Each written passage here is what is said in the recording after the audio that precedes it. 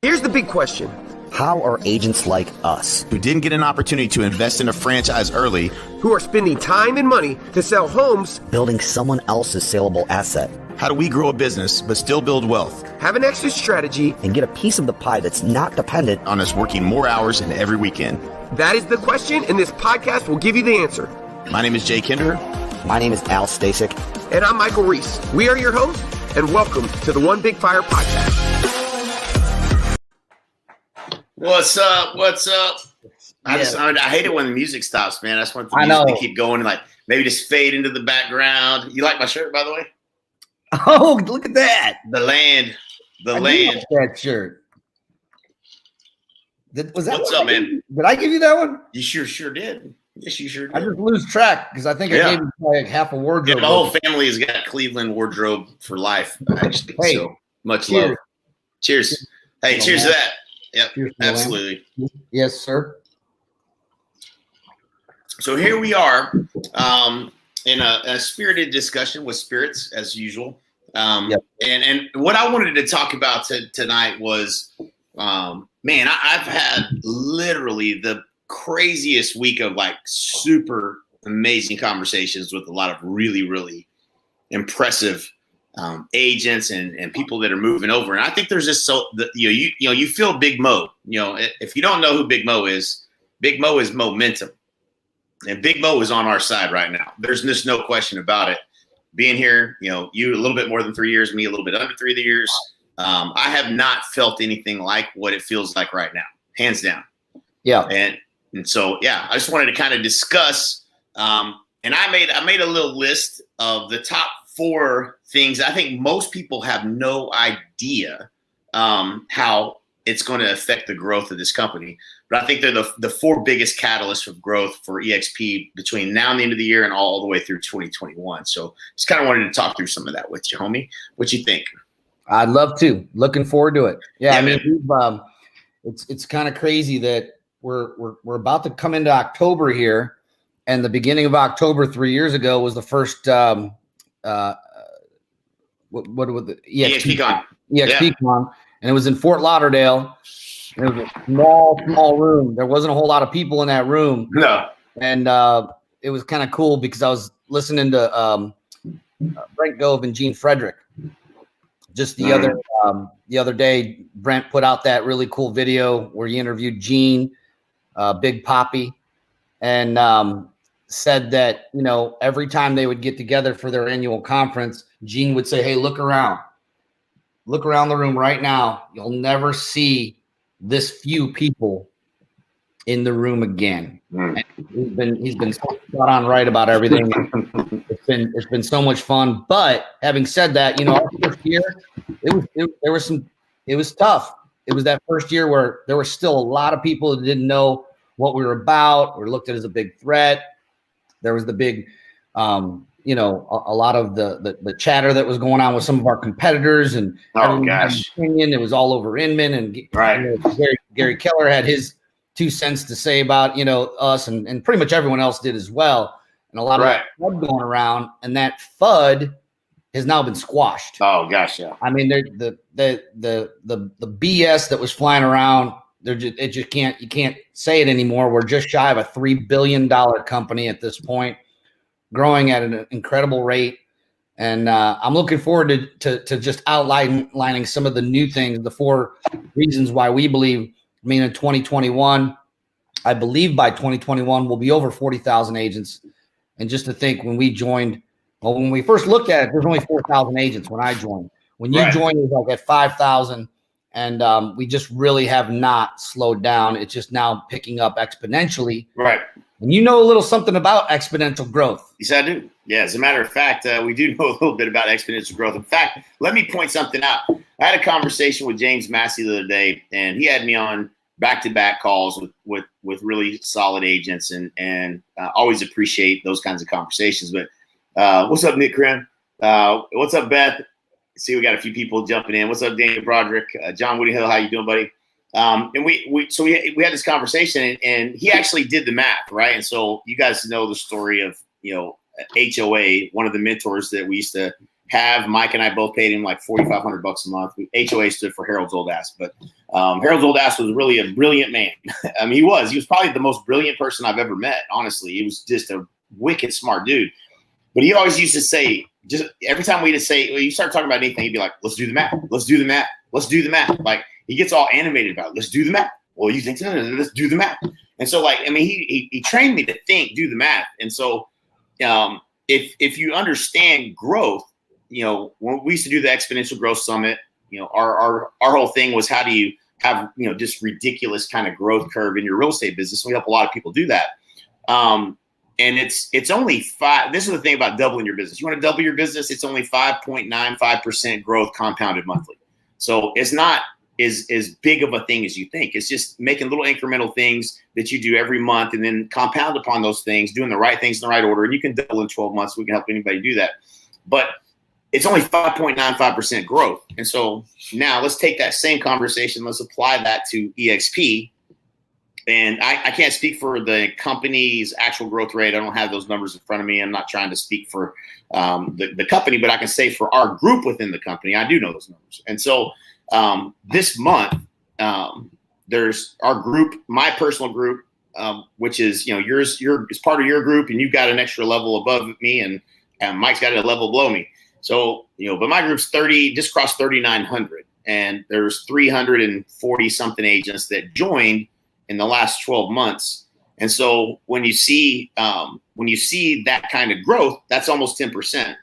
So you do the math, you know, what's the growth rate of our group is extraordinary. It's extraordinary. It's something I've never seen. That's 10% month over month as well. Right.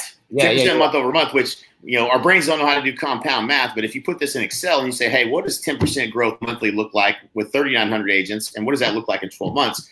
It's going to double in about 6 months, between 6 and 7 months. So that's a ridiculous indicator of significant growth, at least within our own group. So that's one thing that I see. And that's a real, like, right now kind of metric, right? Like, it's the last 30 days, I see the number of agents that have been onboarded.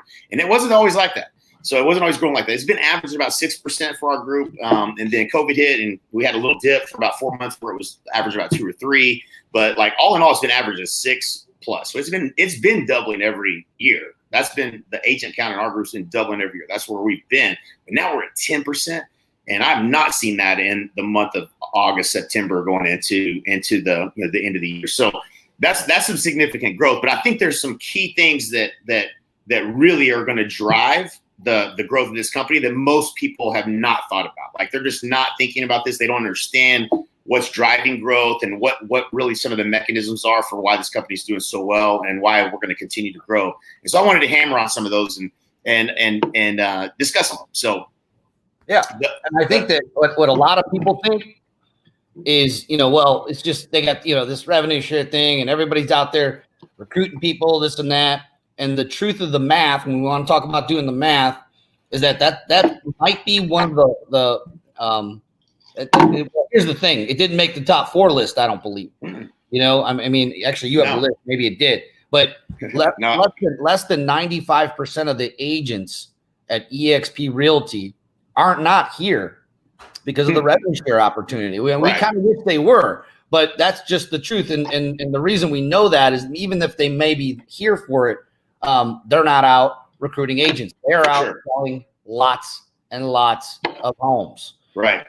You know, the number of sales is continuously just keep growing and breaking records. Our profitability just keeps going up. In fact, what we heard through a grapevine is that August was our most productive and profitable month of the company's history, and it's just going to keep on keeping on, especially with the latest growth numbers that you said just in your organization alone, over 300 agents just joined, right, in the last 30 days. The last 30 days, 350, almost 350. Mine was showing like 250, right, whatever. And so, you know, when you compound that on top of Mike's, we are bringing on, and we are focused on bringing on productive brokers and agents all around the country. And now soon, I mean, I have a call tomorrow at 9:30 with a Portugal agent who is actually with Remax. Perfect. Yes. Yep. With Michael Valdez, our friend Michael Valdez. And so now we're about to go overseas. So that's super exciting. Well, now that you said that, I'm going to give us the number one reason, and this is just because I want to get it out of the way, because I think the other ones are this one's a little bit more obvious. So the number one reason, I will say this is the number. Let me debate this. The number 4 reason. We'll count them down. They're not in any particular order, but I want to give a little bit of a countdown here. So there we go. I gotta type it in the banner so I can add it to the banner. There we go. Jim Lambright, what's up, my friend? eXp is the future of real estate. Yes, it is, and the future is right now, my friend. Yes, sir. So here it is. And oh, come on, where'd it go? I blow it. No, there it is. Number 4, countdown. Number 4, international growth. You hit it. You have a call to Portugal. We're opening up. I think the goal is 7 or 8 different countries before the end of the year. I do know that in one of those countries, we're hitting the ground running with a lot of agents. And I don't know what I can and can't say as far as that kind of stuff. But it seems to me that we have the right guy at the helm for international growth. And so the amount of countries that you're opening up and the initial, this pent up demand for people that want to join this company because they get it. They already have done the math and they know that this is where they want to be and they want to help grow in a new country. That's a huge catalyst for growth. It's growth in areas that it's not the same as where we're at today. So we know that that's going to be a big catalyst. And who knows? I don't know how many agents that means, but I do know that when you open up a whole bunch of countries, you're going to get a whole bunch more agents. And so that's the number 4. Did I spell international right? Okay, I was about to say, sure. I was like typing too fast, be like spelling words wrong, spelling stuff wrong. There's no spell checker in here. All right, so that's number 4, right? So we brought in the best of the best and Michael Valdez to head up international expansion, and we have plans that are in place to hit that many countries opening up. Pretty exciting. So that's definitely one of them. So. All right, so now let's talk. Just let everyone know who Michael Valdez is, because many people he's one of these guys that's just an absolute rock star, but kind of probably behind the curtain. But if you're familiar with a little company called Realty, and a lot of people watching don't know. I mean, Realty is not a public-facing brand, but they happen to own Century 21, Caldwell Banker, Corcoran Group. What else? ERA. They own. What's the Sotheby's? I think they own about 6 different brands. So they're an international company. And this gentleman, Michael Valdez, was their international growth VP and opened up a lot of countries, knows exactly how to open these countries up. He was in talks with many of the top real estate companies in the world before he left Realty and came to eXp. And he said specifically that he came to eXp for one reason. It's just a better model. And that model can be tweaked and it can be changed dependent upon, from country to country, because real estate's done different in Portugal. Right. It's done different in France, and it's done different in the UK than it is in the US. Right. We are able to pivot and tweak the model with being able to still keep the revenue share, still keep the stock, which the stock is one of the main reasons why a lot of these agents, they see the alignment, they see the opportunity to own a slice of the pie versus that old top down, only the people that got in early get equity in the company, and and then all the agents below work their tails off to make all of the money for the people that own the sellable asset, right? And so that's all been disrupted. Right. And what do you think? Someone else said something, and I'm just gonna go there. I was watching this video about this guy going off about Trump today. Yeah. And the reason I'm bringing that up is the adversity that we got prior to this. If you want to kind of compare it to the adversity that Trump got, and Trump's a disruptor, and I'm not saying we compare Trump to eXp, but when a disruptor comes into the market, you are going to hit brick walls. You're going to hit adversity. It isn't going to be easy. I'll tell you, the first year we came aboard, it was not easy. Yeah. We hit lots of brick walls, lots of adversity.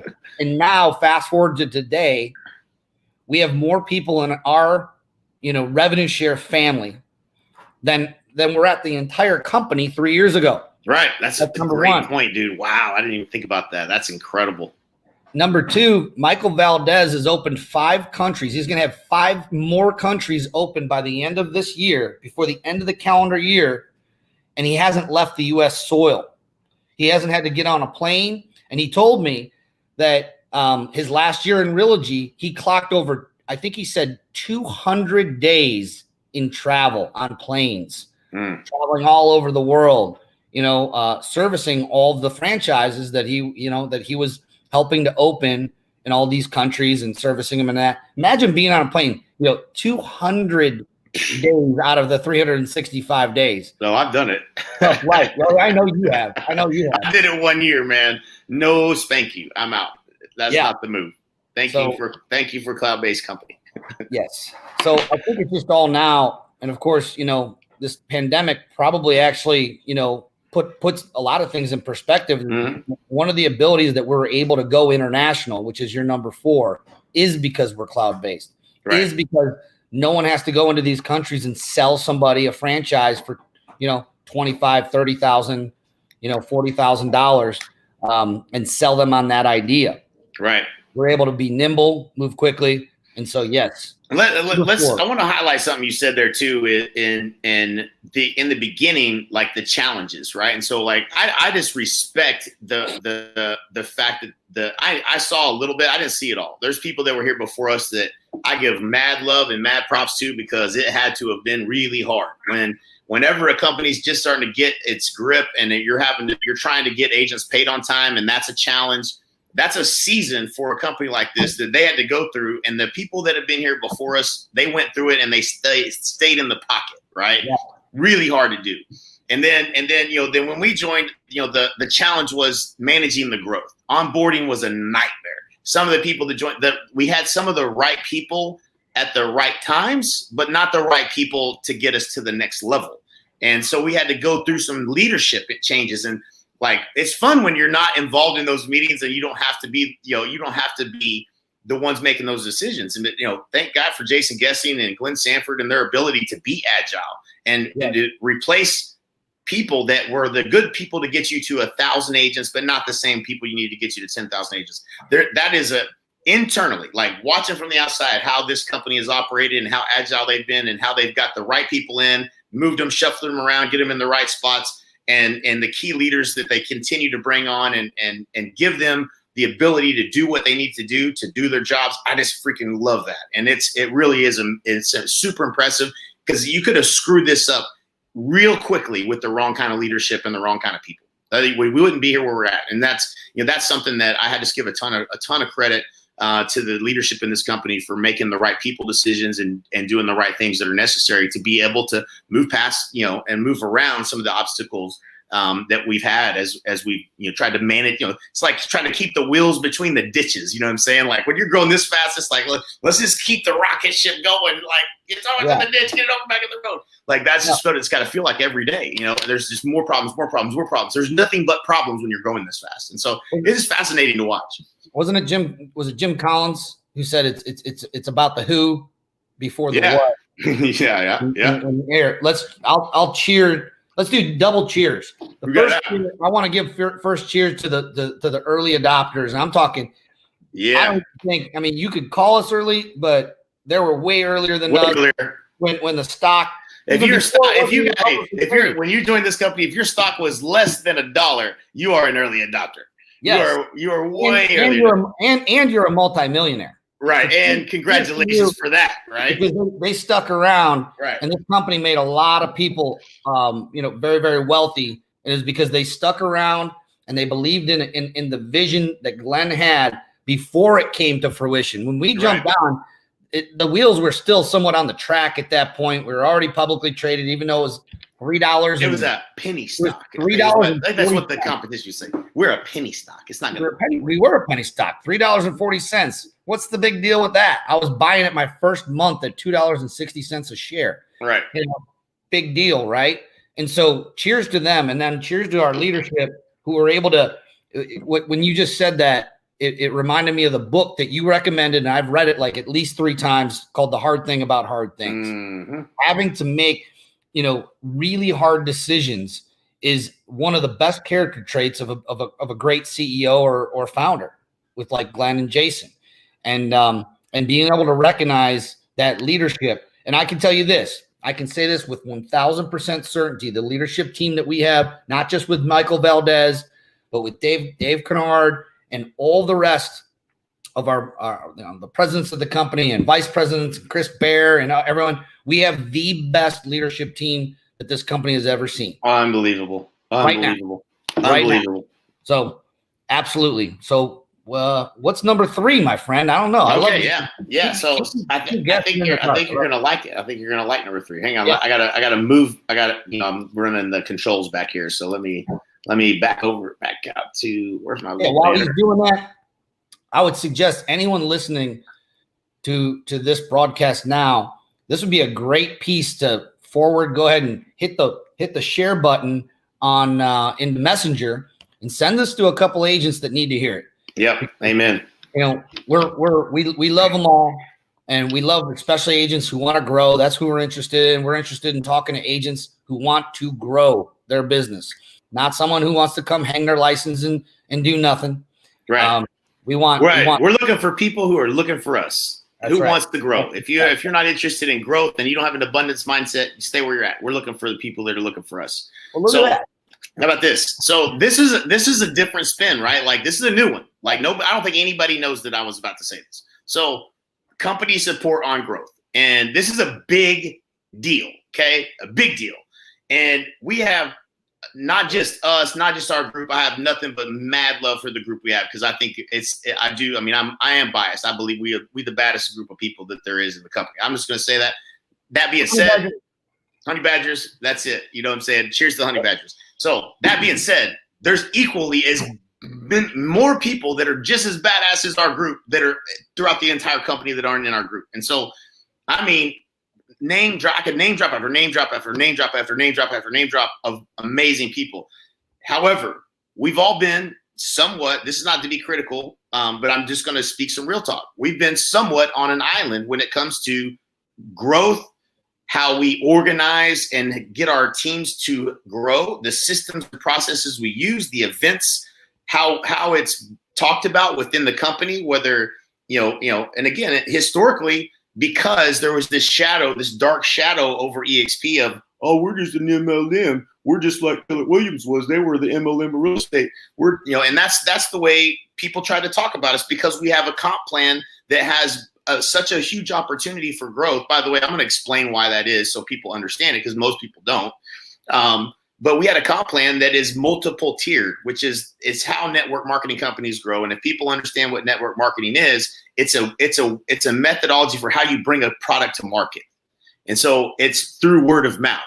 Okay. So when you think about eXp, I have to explain it now, so I can't not explain it. So the way franchises grow, if you think about the Realty brands, the Remaxes, the Keller Williams, the way they grow is they sell somebody a region or a few people a region. That region, and they might pay $500,000 plus or minus for that region. That's a lot of money for the opportunity to go help sell franchisees and help them build bricks and mortar and recruit agents. And then they're going to pay royalties, 4, 5, 6, 7, 8% up to the top. And then ownership shares in that royalty revenue share with that region. That's the opportunity in real estate. If somebody doesn't buy that opportunity, then franchises don't get built and companies don't grow. That's the mechanism. Would you even say that before eXp, probably the best opportunity was to own a region? Oh, I believe so, because I understand that revenue share off the top of anything is the best deal you could ever get. You know what I'm saying? Like, give me, like, if you're successful in building a region and within a franchise, you got paid off the top. There's no question about what you're going to get. You're going to get the volume play off the top. It's the best deal you could ask for. It's the Mr. Wonderful deal on Shark Tank. So that's the deal of the century. You cannot lose when you're getting paid off the top. So, so that's a big deal. Now, when you introduce a disruptive technology that removes the bricks and mortar, you also remove the need for having a regional anything or having a franchise that has a territory. You actually also removed your actual growth mechanism. Okay, so the way that those companies all grew was because someone bought an opportunity. And in eXp, what Glenn did that was brilliant, and if I remember the post right, Glenn said, we're going to make this opportunity so big for agents that the right people are going to join this company and they're going to help us grow it. And what he meant by that was we're going to make a compensation plan where the only way that this company grows is the agents who tell other agents, who tell other agents, who tell other agents. That's the only, everyone's going to have the same opportunity as someone who bought a $500,000 region at Keller Williams or Remax or Coldwell or Citrus 21. The same opportunity to grow and help this company grow. Yeah. He just passed on the opportunity to us as agents. And if you want to try to tell me that that's some kind of pyramid scheme or that's some kind of network marketing, no, you guys got people. That's just that is ignorance, is what that is. Let's think about it like this. Okay, let's look at both of those growth models that you just described. There's the first one, the traditional way, and what happens in that franchise model is they have to hire somebody. It's either called an office manager, or sometimes it's the person who owns the franchise. Right. Or in other models, they call it the team leader. And their number one priority and job is to recruit real estate agents. They don't necessarily always care who they are, whatever, as long as they're producing, they got the license, recruit. That's the name of the game, right? And it's coming from usually maybe one or two people in a particular franchise or office, right? That's where the effort's coming from, one or two people. Right. And the rest of the agents in that office don't really have any control over who's joining that company. Could be good people, could be bad people. Now, imagine our model, right? New model, where it's let's bring all of our friends. Now you have a group of people, and they're all bringing people that they already know, like, trust, love. They already have maybe a friendship or a relationship with them. Who do you think is going to have the more cohesive culture? Well, my guess is. And we're experiencing this right now. You see the comment from our fearless leader? No, what was it? Right here, it's on the. Can you see it on the page? I don't know. I can't remember if you can see what I see. Glenn Sanford. We want our value proposition of eXp to be so good that it would be irresponsible to hang your license anywhere else. That's our fearless leader. That's our founder, Glenn Sanford. And thank you, Glenn. Cheers to you and what you've built. And it's been a blast to be a part of this. And I look forward to the future, man. I can't wait to see where we take this thing. So awesome. Said, thanks for tuning in. Yeah. And then here's my cuz. What's up, Casey? What's up, cuz? He just reached out. So Glenn, we believe that wholeheartedly. That statement right there, that it would be financially irresponsible to hang your license anywhere else. I fully believe that. And if I did not believe that, and if Jake Kinder did not believe that, and if Curtis Johnson didn't believe that, or Daniel Beer, or any of these big producers, Kyle Whistle, we can keep going on and on, Chuck Fazio, then we would still have our own independent brokerages and teams or wherever we were, which we can go do tomorrow. Right. But it would be financially irresponsible for us to do that. Yep. We believe not just for brokers and team leaders, that this is the best place for you to grow your business, whether you're an agent that's just getting started trying to get to your first 5 transactions or 20. I can't wait to share the number one reason, because I'm telling you, like, people don't get it. They don't understand what's happening right now. It's incredible. So what's up, Gerbeck? Hey, Mike, Mr. PR. Puerto Rico coming. We'll be there soon, my friend. We will be there soon. So, all right. So this is. Oh, I'm on number 3. I'm on number 3. Okay, yeah. 3. So I got two more. My number 1, I'm really excited about. So, So the company support on growth, and this is what I mean by this. So, we are a real estate company that sells real estate first, and so as when we're up and coming, and we were getting a lot of pressure on the model of what was making us grow. A lot of the I'm going to say builders, the people that were focused on helping build the company, they saw that opportunity and they were focused on it, which was us as well.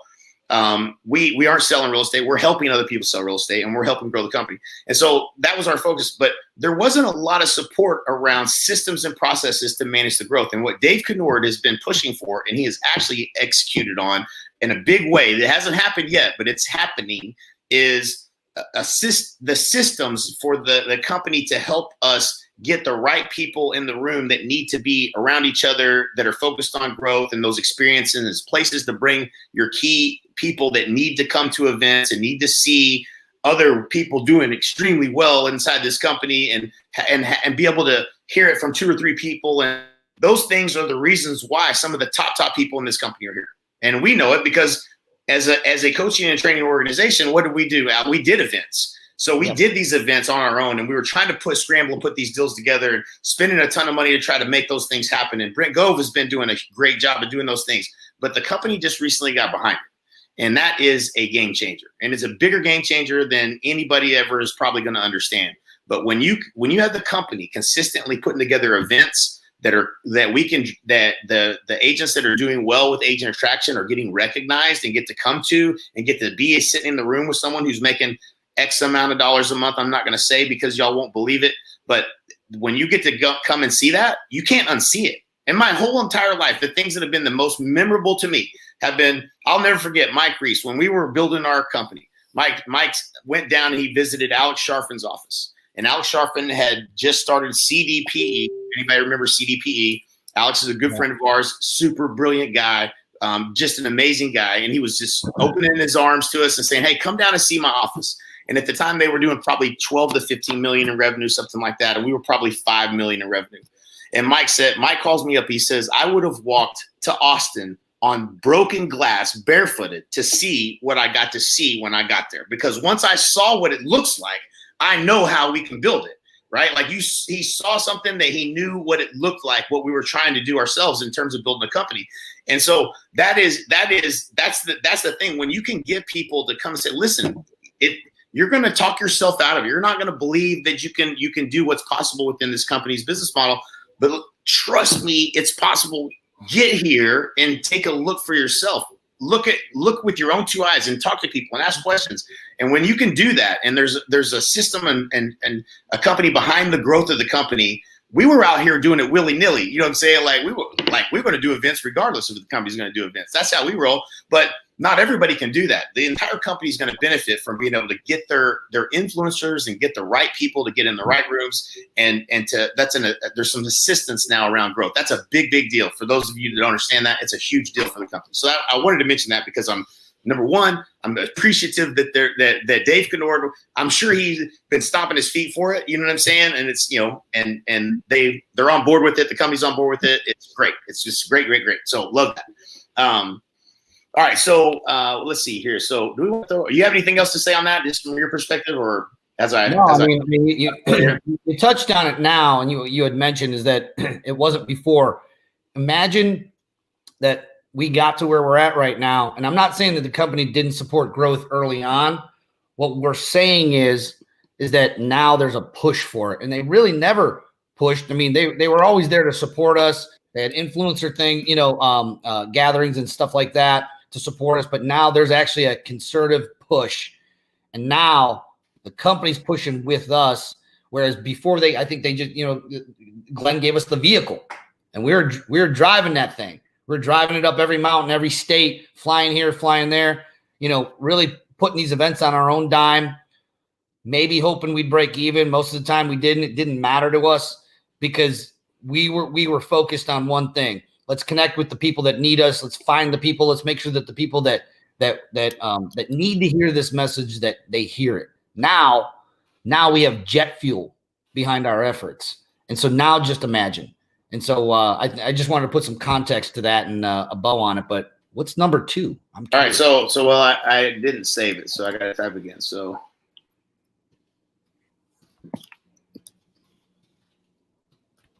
Drum roll. All right. So here it is. Number 2. This is something. Well, dadgummit. Okay, here it goes. There it goes. Boom. Now we got it. Boom. Ooh. All right. Listen. That's juicy. So franchise agreements that are ending and indies. I put and indies because I didn't want to type a whole bunch more. So what's happening right now is the validation of the model is unquestionable. Like we talked about before, you could have said it's not sustainable. You could say that for a little while and people might listen. And so there's been the majority of people that think they understand this business model. They don't. And they've been listening to other people say things, and it's a penny stock. You don't want to do that. That stock's not worth anything. Now you're looking at those people now going, you were advising me, and now I see the stock. When I joined, it was $3.61. You said it was $2 something. Now it's 41 something or whatever. But it's a penny stock now.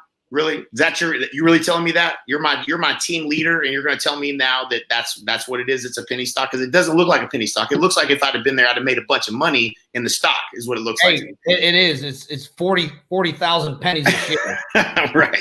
So it's just, we're validating the model. So it's just it's there's no more room for the naysayers to try to say that it's not going to be sustainable.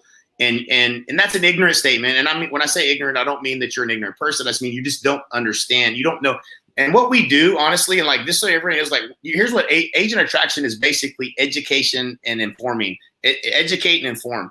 Nobody understands the business model. This is like saying, you know what a UFO looks like? You know what it looks like? You know how many seats are in the cockpit? Do you know? You don't know. You've never seen a UFO. You don't understand this business model because you've never seen anything like it. So like when we start, the human brain tries to align something to like, oh, I know what that is. Oh, that's just like this, or that's just like that. And so that's how people try to justify that. Oh, I don't need to dig any deeper. It's just like one of these things. And that's the reason why they don't actually know. They don't do the research themselves. Nobody wants to watch an hour-long video or a 30-minute-long video to do the deep dive to truly evaluate what this company is. And so, and plus, our competition is just, they're just bewildered and lost as to try to how to compete with us because they cannot. And so that's the thing. And so I've been working with, we just brought on a former Century 21 franchise that's moving over this week. Even my dad, of all people, I didn't know if he was, I never tried to, I've never tried to sell eXp. You know what I mean? It's like, you either come to me or you're either interested or you're not. If you think we could help you, if you think, we could be stronger together than apart, then I'm interested in talking to you. But if you're not, I'm cool. And so I ain't trying to sell my dad anything. I've been in business with my dad before. It doesn't work out very good. So I ain't trying to sell him on nothing. But he's like, he was coming to me talking about it. And I'm like, oh, Dad, you calling me about moving to eXp? Like, when's your co-banker agreement up? It must be coming up pretty soon, huh? And so, yeah, it was. And so, but there's all these conversations that are happening where people have been on the sidelines. They've been stuck in these, let me tell you, really, really crappy franchise agreements. You think you own the franchise, and you're wrong. They own you. That's how that works. You're stuck like Chuck, and you're paying them royalties on everything. And so, and it never ends. And so, like, can we just have better Homes and Gardens? Huh? Who did you and John Kitchens go up and see for their launch? Did she have a? No, it's ERA. I'm sorry. Yeah, we just So like, this is super real. Like right now, we've been talking for at least. Since we joined. She was in the mastermind. She's been in an agreement with ERA and couldn't go nowhere for 3 years. She sat on the sidelines going, I want to join, but I can't. And that's happening all across the country right now. And really, it's been the last 3 years are the biggest 3 years because there's been people that are like, oh man, I get that model, but man, I'm stuck. But a year goes by, 2 years go by. They're just more excited now than they've ever been. They're coming out of the woodwork, and those agreements are coming due. And that's all I'm gonna say about that. I'm not gonna get into, there's people doing all kinds of things to try to get out of it. But the other part of it is the indies, which was us. Our entire mastermind group went from either working as a Remax team or a Caldwell Banker team or a lot and moved in or Keller Williams, Remax, whatever it was, and we all slowly kind of migrated and opened our own independent brokerage. You and Mike had yours. I had my own up in Cleveland, and dozens of our masterminds we all ended up going independent. And I remember, Jay, 3 years ago when I came over and we did our little mini launch, if you will. And I remember I screenshotted a couple. I was getting screenshots sent to me on private Facebook groups that were part of brokerages, and they're private Facebook groups. And I remember the one, I will never forget it. And I loved it. I laughed so hard. And it was this guy commenting, and he's like, looks like Stasek couldn't hang in the independent world. He went ahead and folded and brought his company to this company called eXp or whatever. And it's funny to look back at those comments. I probably got at least 3 or 4 of those. And it's just funny because I got friends in all these brokerages. Right. I can't see any of these comments because they're behind the wall of the private group, but they were screenshotting and then sending them to me. And I was literally on a phone with someone else just the other day and kind of reminiscing on that. And what I did and what you and Mike did with your Dallas company, what dozens of us did, what Andrew Gadosh did, you can go on, is we upgraded. We upgraded our platform from the independent. Look, there's nothing wrong with any of those platforms. The independent, if eXp wasn't around, we'd be independent right now. I'm confident of that. Yeah, right. There's in our minds there was nothing better than that before eXp. Right, but we upgraded our platform that enabled us to lift the lid off of our localized real estate company. And it's not to say that you can't go big. I mean, look, you got a company, you have a couple unicorns out there like Howard Hanna. Howard Hanna is an independent company. They've gone into numerous markets, numerous states, and they did that by buying most of it, not organically, but by buying other real estate companies. Most of them were mom and pop, small independents, boutiques that didn't have an end game, and they weren't getting any. They weren't going to really be able to sell to anybody else. So, Howard Hanna's got deep pockets. They scooped them up. They're able to go. That's a unicorn story right there. You just don't see that beyond a franchise model, because that's if you wanted to grow multi-state, that's what you do. Right. But who are the people that sold to those? I'm chewing my arm off to talk about what I believe is going to happen to these folks, right? Because I understand, because I know how they operate, and I know their business models, and I know the value that they bring to the agent, and it's not there. I'm not saying there's no value, but I'm not speaking of Howard Hanna or any other end of these small companies individually, but I will say that the agreements that I've seen that they have with agents they're like prison sentences. You can't get out.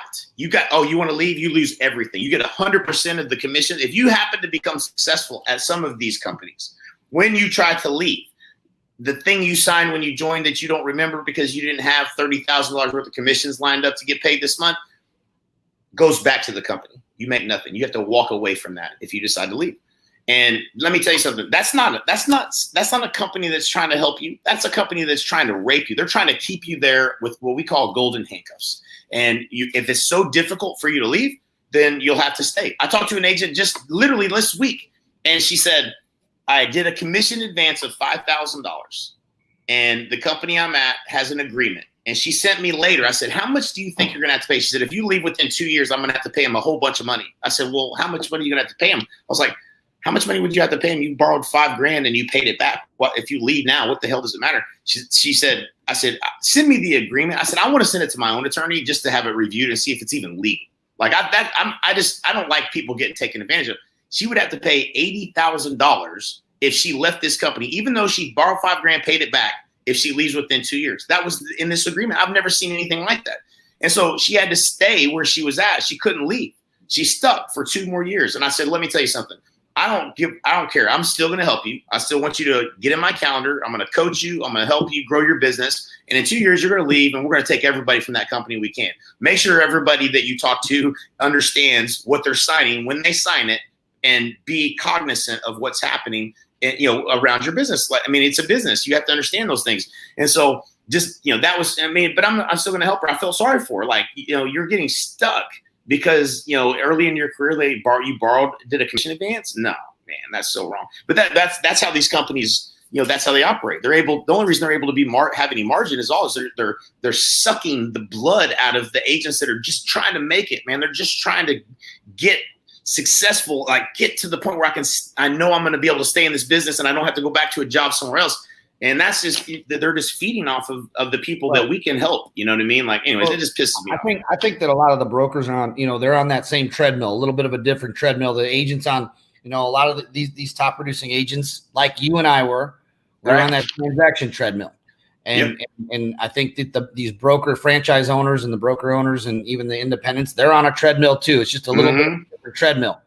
And if they hop off of it, that money's going to stop. And even if they sell their business for, we looked at it, the multiple is 1.5 times EBITDA, which means you may get paid 1.5 times whatever your profit is on an annual basis. And guess what? In a year or two later, you have no more company. And now there's no more income. You may have gotten it up front. So I think that some of these people might be vulnerable that sign these agreements. They're in a bad financial position at the moment. This is a nice, hey, someone throws them a life, a life preserver or whatever, and says, "Hey, here's $50,000. Let me help you out," because these companies do have some deep pockets. But ultimately, they'll have them sign a 10-year agreement, trap them, or if they buy them out, the money's gone. And then how are you supposed to sail off into the sunset and live a decent life after you've busted your ass investing time, money, blood, sweat, tears into this company that now someone else owns, and you're left with really pennies. So you're an independent broker. Give us a call. For real. Talk to you. I mean, I've had so many great calls in the last 2 weeks. It's just like one after another. They're not just all with me. Like there were key leaders in the group, and one of them is in a marketplace that I'd be excited to really for us to get a big footprint in. And, and part of the conversation went to, it happened twice in the last 2 weeks, man. One of these dudes is a monster, and the other two are just as big. I mean, they're literally like, I haven't had these kinds of conversations this often. And they both have a little bit of ego, right? We all did. There's no question. Be like, whose name's on the sign out there? That's right. You know what I mean? Like, you have a little bit of ego when you build a company and so on, but you still have your own company. You still have the same LLC. You still have the same company. You could, if you wanted to sell it, you could still sell it within eXp's model. If you wanted to peel it out of eXp and take it independent or something and sell it, you still could. You would never do that once you're here. You would never do that. But it's still your brand. It's still your company, and it's still whatever you want it to be. Like, you're still building your legacy. Don't get confused here. When you join eXp, you're not cashing in your ownership of your company. You're keeping your company. It's still your company. You still have your same LLC or whatever you have entity you have. It's still going to be the same. The only difference is it's brokered by eXp, and you can have your same color schemes and everything else, and you're just going to be brokered by eXp. It's just like Intel. You can buy Microsoft, you can buy Dell, but it's powered by Intel. You're brokered by eXp. They're doing the back end work. They're taking all of the expense of trying to manage and deliver on the training and support and technology that a brokerage has to deliver to an independent broker to a group of agents to be successful. They're just doing all the stuff that you're not good at and you suck at and you're not wanting to do anyways. That's once you get your mind around that, the ego of it, I'm giving up on something of mine. It's just a big difference, right? Like, we all had to do it. But if there was one word, I would wrap up this number 2 point before we get to the exciting climax, would be as if you're a broker owner, whether it's a franchise indie, the one word you should be writing down right now is truth. And that's it. You should only want to know the truth. And that means being truthful about where you're at right now, what you really have and what you don't, and what this opportunity could mean for the next, if you're looking down, if you're staring down the last 10 years of your career and you're just not seeing the light, get the truth and come talk to one of us or, Yeah, dude, check your ego at the door, man. It's a long career. You know what I'm saying? It's a long career to end up. You don't want to spend another 10 years to realize that your ladder was up against the wrong wall. That's for sure. So let's go to the number one. I'm excited about number one. I guarantee, I don't think anybody in the entire eXp organization, except for maybe you or Mike and maybe Woods, could answer this next one. And that's because nobody, I think you already know. So this is fun. I love the fact that I didn't share it with you. I'm glad you at least are in half-ass agreement with what I came up with here. So which is not surprising, right? But so the number one, okay, here it is. It's key people in the organization that are perfecting agent productivity initiatives. Okay. And let me explain what I mean by this. So, and what we were doing prior to joining eXp was we had taken a stance in the industry and said, you know what? Nobody is focused on taking one agent and making them productive. And if you go and you look at agent productivity, I remember seeing like a Keller Williams quote, and they were like, agent productivity's up. And it was like something silly, like 3.8 transactions per agent or something like that annually. I'm like, and that's up? Like, that's not something you tweet, but they did. And I was like, that's ridiculous. And so I'm just like, this is, they're all recruiting models and it's okay, right? There's nothing wrong with it. It's just, you just have to understand what it is. It is what it is. all of these companies are recruiting models. And what are they doing? They're all kind of thinking, like, we can recruit some agents, but if you're doing a lot of business, you're not going to come over here and pay me a bunch of money and give me any split. So there's no money for me to bring you over here to my company. So they're trying to recruit new agents into the business, get them to do a handful of deals, and then if you make it, you make it. If you don't, you don't. That's been the industry as it is. And you may wonder, well, how come the NAR hasn't done anything about this? Why isn't NAR trying to raise the standard of agents? Why isn't NAR trying to help make sure the agents are more productive? And because they have 1 million plus voters. That's how NAR gets anything done, is the voters. So NAR can't have less agents, and they're not going to change. Their business model is to have 1 million voters. We have 1 million voters. How do you think we lobby to get things done so this industry stays in favor of us? It's voters and fees too, Jay. I mean, the organization is able to survive on annual fees. Right. Whether they're selling houses or not, they're paying their dues. They're able to grow and survive. In 2016, I don't know who was read it or not. I'm not telling you it's the greatest read of all time, but it was 161 pages, and it was called the Danger Report. NAR actually commissioned Stefan Swanepoel to do a danger report for the industry based on a perspective for the MLSs, for the brokers, for the agents. What's the number one threats across the board? And if you go through and you read this, it's quite fascinating. But NAR basically said, hey, everybody, here's all the problems that we did this report. We commissioned someone to do this report. Here it is. Now y'all need to think about what y'all want to do to fix it. NAR didn't say, oh, hey, we're going to help you fix it. No, because why? Because they need the fees, they need the members, so they can have all the voters. And that's okay. So just understand the players in the game, right? Like this is not checkers, this is chess. And when you understand how things work, you understand that nobody is focused on agent productivity. Nobody. Because the more money you make, the more likely you are to leave and go somewhere else. Period.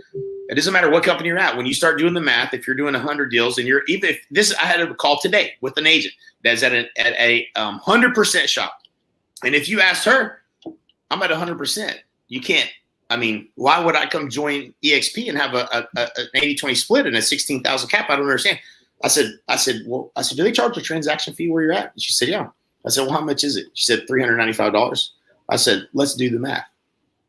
I mean, just at 100 transactions. Her goal was 200 transactions. I said, you're going to pay so much money to that company. I said, it's math, right? Like, it's real simple. You're going to pay more. You pay 16,000. You'd be an icon agent. You get the 16,000 back in stock. This is a simple decision. Either you understand math or you don't. When are you going to make the move? Let's go, right? Like, not to mention all the other benefits, right? And so, like, it's pretty simple. There's not a better place to be unless it's at eXp. But nobody's focused on agent productivity. I want to get back to the point. And so, what most people don't realize right now is within this company, anybody who has brought agents into the company and is benefiting from this incredible opportunity of revenue share, they are probably 1 or 2 people away from getting paid a whole bunch more money. And the only way to make a whole bunch more money is for you to help agents sell more real estate. And that is a fascinating, fascinating problem that we are all focused on trying to solve. And I told Dave Kennord this. I said, Dave Kennord, I can tell you, I focused on a lot of things in my life. And the reason why, and let me just paint the picture so everybody understands. I'm at 40 now as of this last couple weeks. I hit 40 and then I dropped down to 39. I hit 40, and 40 is important. Why is 40 important? Because it means you get paid on all 7 levels. And if you understand how this works, agents who tell agents who tell agents who tell agents who tell agents, eventually at some point, your biggest level is your 7th level. And I don't know how the heck Glenn knew this, but 40 is way harder to get to than I ever would have dreamed. And it's 40 producing agents, meaning I have 79 agents, including 8 husband-wife teams, but 40 of them have closed a deal in the last 6 months. So that was really hard. But what happened, before this last couple of weeks, I have 1,000 agents, not quite, right at 1,000 agents on my 7th level. Now, I don't know how many deals they closed, but let's just assume that they may be closed 50 or 500. Like half of them sold a house. That's 50%. That's pretty good average for August, right? August sales. So that would be 500 transactions that I would have got revenue share on. Well, let's just say on average, it's $100. What's that worth to me, right? That's how much. Now each one person to me, in my mind, is worth the amount of money I'm leaving on the table. Okay. So me, Al, Mike Reese, Woods Davis, and every other agent in this company that has the ability to help agents produce deals because they have the skills that are required to do lead generation and convert deals and they know what they're doing. They have the chops to do that. What do you think we're focused on? More than we've ever been in our lives. We're focused on, how do I get an agent to close a deal next month, right now? How do I get a deal in your hands right now where you can close it? I've never been focused on that. I had a team. I wanted to help my agent. I've never been this motivated in my life to solve this problem.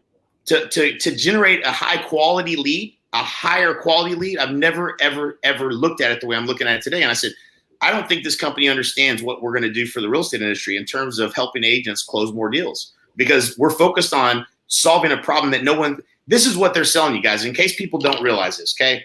So you think that Zillow's gone the furthest to try to create a higher quality lead, but they're also trying to sell you on the return on investment of that. So you pay a gosh darn whole lot more. Zillow's trying to sell you a referral fee, like on a referral fee up front. You guys realize that?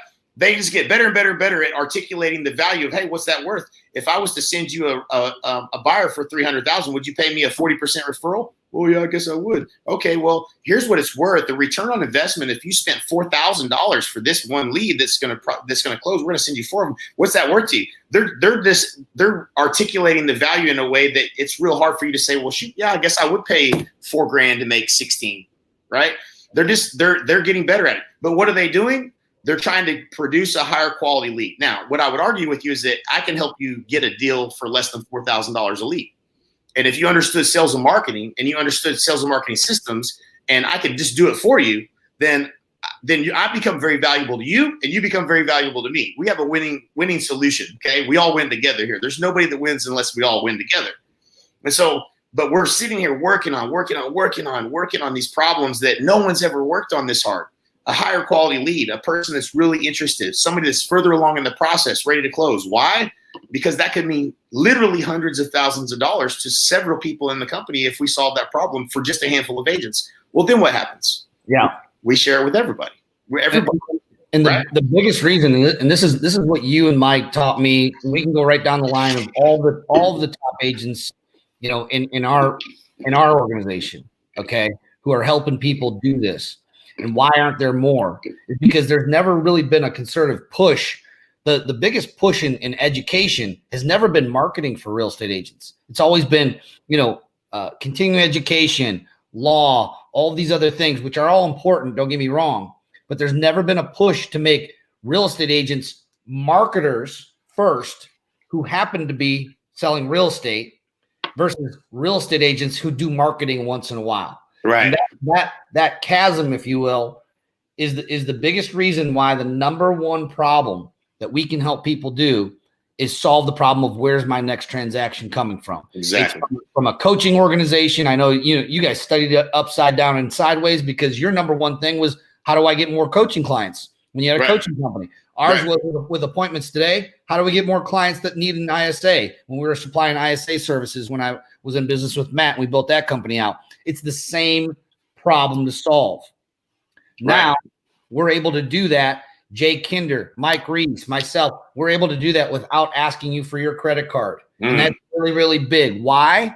It's because we can take an agent who maybe they're doing, 10, 12 transactions, which is great. That's fine. But they want to get to 24, but they don't have the money to stroke a $1,200 or $1,500 a month coaching fee. 100%. For us, our average ticket for an agent that wanted to hire us was about $1,500 to $2,000 a month for our ISA services. It's almost impossible to afford that unless you're doing probably 20, 30 transactions. Exactly. So what about the agents out there that are stuck at doing 5, 10 transactions, and they're trying to get to 20 to 30? Well, they're left in the dust. Their broker or their team leader is supposed to be the ones that are going to help them do that, but they're busy recruiting other agents. They don't have time to help them and become an expert marketer. And they have no clue how to do it. Exactly. No clue. If they did, they wouldn't be in the position they're in. That's the reality. It's incredible. It's just fun, man. In all honesty, I'm full of gratitude that the opportunity is what it is. and that we get to help people on a daily basis like that. Like it's fun, you know what I'm saying? Like, Braden's, I got Braden helping people with putting funnels in place, and it's not scalable right now. I can't scale it and provide it to everyone at eXp or even everyone in our group yet. But I'm just telling you, I'm telling you right now, mark my words. I'm not the only one focused on this. We're not the only ones focused on this. There's a lot of the most brilliant people in this company that are thinking the same way we are, which is agent productivity. How do we get agents closing more deals? How do we get agents closing more deals? How do we get them doing it faster? How do we train them faster? How do we get them face-to-face faster? How do we get them to close a deal faster? Get it under contract faster? I've never been focused on it like we are now. And the trickle down effect of that is we're gonna create things that haven't been created in the industry because of the upside was so big that we thought about it harder, and we're not trying to sell something in the middle of all this to try to get paid to pay for our ideas. It's just incredible the innovation that's happening around how to get clients and how that's going to trickle down to everyone. And that it's just cool, man. I mean, either you get it, man, or you don't. I don't know what you're doing if you're not eXp, but I hope that you pull your head out of the sand and take a closer look, because it really is fascinating what the opportunity here is, not just with what revenue share and this stock and this and the other, but like if you just really want to sell more real estate, come on, we can help you with that. Yeah. Hey, and listen, if you know someone out there that needs help, share it with them. It's better than a Christmas present. That's right. It is way better. Share button on this. Yeah. Give us up, man. Give us a few hearts, man. I appreciate you hopping on late, brother. Yeah, man. You too. Good stuff. Hopefully this kind of just sheds a different angle on the light of what we see happening and what I predict is going to be tremendous growth in this company. I've never seen anything like it. And so I'm just excited to be on board. I appreciate everybody that's on the journey with us, everybody that's been supportive along the way. And like we always say, man, we'll either see you at the top or from the top. From the top. Cheers. Cheers, man.